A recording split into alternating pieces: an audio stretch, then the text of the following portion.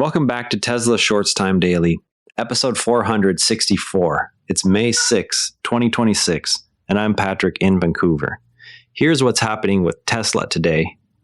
WattEV ordered 370 Tesla semis in a roughly $100 million deal, the largest yet for the electric truck. This marks the biggest semi order Tesla has received so far. The agreement covers 370 trucks, with the first 50 scheduled to arrive in 2026 and the complete fleet in operation by the end of 2027. More than 300 of those units will handle drayage work at the Port of Oakland. They will be supported by new megawatt chargers capable of delivering roughly 300 miles of range in about 30 minutes. The order indicates that fleet operators are moving past initial pilot programs and committing real capital now that the trucks and supporting charging infrastructure have reached commercial scale. What stands out here is how quickly the economics are shifting for high utilization routes once charging speed and vehicle availability align. With this clear sign of electric trucking scaling in the real world, it is worth examining how the overall approach changes the cost picture for operators. WattEV is pairing the trucks with dedicated high-speed chargers while also offering leasing structures that reduce upfront capital exposure. That combination directly tackles the two main concerns for fleets logging high annual miles, namely long refueling times and the risk of large equipment investments.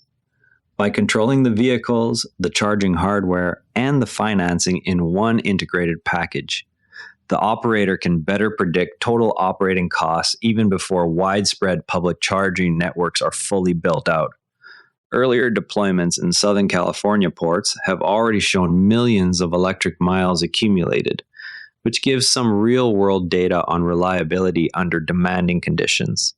If this model proves repeatable, it points to a practical path for battery electric trucks in segments that were once considered too challenging for current technology. The same vertical integration could also help Tesla refine its own semi-production and support systems as volume increases. While Tesla works through this hardware fix, it is simultaneously trying to lower the barrier for new buyers with more flexible ways to get behind the wheel. Tesla is recalling more than 218,000 vehicles in the United States because the rear-view camera feed can take too long to appear on the screen. The delay creates a potential safety concern when reversing, which is why the formal recall was issued. Handling a recall this size will require careful coordination across mobile service teams and clear communication with owners over the coming months. How quickly and transparently those fixes are completed could influence customer confidence in both the current vehicles and Tesla's broader claims around future autonomy features. Service capacity will be tested, especially as the company continues expanding its mobile fleet at the same time. Transparent updates on repair timelines and parts availability will matter a great deal to owners waiting for the fix. Owners value clear information when issues arise, and steady execution here could help maintain trust even amid the scale of the action. Tesla introduced 5 separate leasing tiers for the Model Y that let buyers match monthly cost to the exact version they want. The entry point starts at $459 per month for the base rear-wheel drive model and rises to $799 per month for the performance version. All options use standard 36-month terms with 10,000 miles per year and modest amounts due at signing. The structure reduces the need for large upfront cash while giving customers a built-in exit after 3 years, when newer battery or hardware generations are expected. It directly addresses buyer hesitation about long-term ownership in a fast-moving technology segment. By offering clear monthly pricing across the range, Tesla is making it easier for people to step into a Model Y without committing to years of ownership. The same affordable Model Y that leasing is now pushing is already proving popular in price-sensitive markets abroad. The rear-wheel drive Model Y sold 732 units in Hong Kong last month, taking the top spot among all electric vehicles there.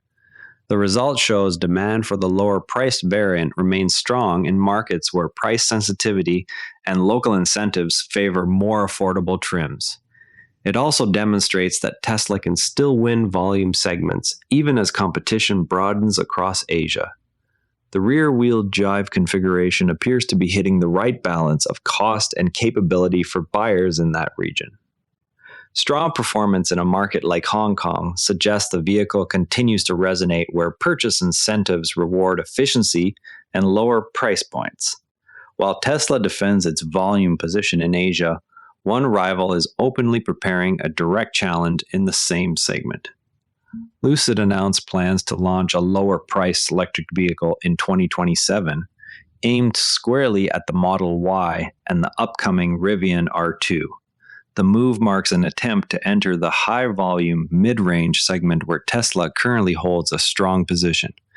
Execution will depend on Lucid scaling production and cost structure quickly enough to compete on price and range. The announcement highlights growing competitive pressure in the segment Tesla has led for several years. Success for Lucid will require not only competitive product specs, but also reliable manufacturing output at higher volumes than the company has achieved so far. On the social side, recent posts have shared a clear view inside the Tesla semi-cabin. The layout keeps the same minimalist approach as Tesla passenger cars, centered on a large display and simple controls suited to long-haul driving. It offers an early look at the daily environment for fleet drivers once volume production begins. Tesla also posted a reminder that its vehicles require very little routine service. Lower maintenance costs remain one of the clearest ownership advantages over internal combustion vehicles, especially for high-mileage fleet applications. The message reinforces a core part of the value proposition as more commercial buyers evaluate the Semi. An 11-year-old video of Elon Musk demonstrating the Model S P90D acceleration to Japan's former Prime Minister, Shinzo Abe, has resurfaced this week. The clip shows the instant torque and quiet cabin that surprised the visiting Prime Minister and still draws strong reactions online. It captures an earlier era of Tesla when performance demos helped shift perceptions of electric cars. Before we go, keep an eye on how the recall service rollout progresses and any further updates on the WattEV fleet timeline in the coming weeks. That's your Tesla news for today. TSLA closed at $389.37, up $2.11, 0.5%. If you found this useful, a rating or review on Apple Podcasts or Spotify really helps new listeners find the show. You can also find us on X at Tesla Shorts Time. I'm Patrick in Vancouver. Thanks for listening, and I'll see you tomorrow. This podcast is curated by Patrick, but generated using AI voice synthesis of my voice. The primary reason to do this is I unfortunately don't have the time to be consistent with generating all the content, and wanted to focus on creating consistent and regular episodes for all the themes that I enjoy, and I hope others do as well.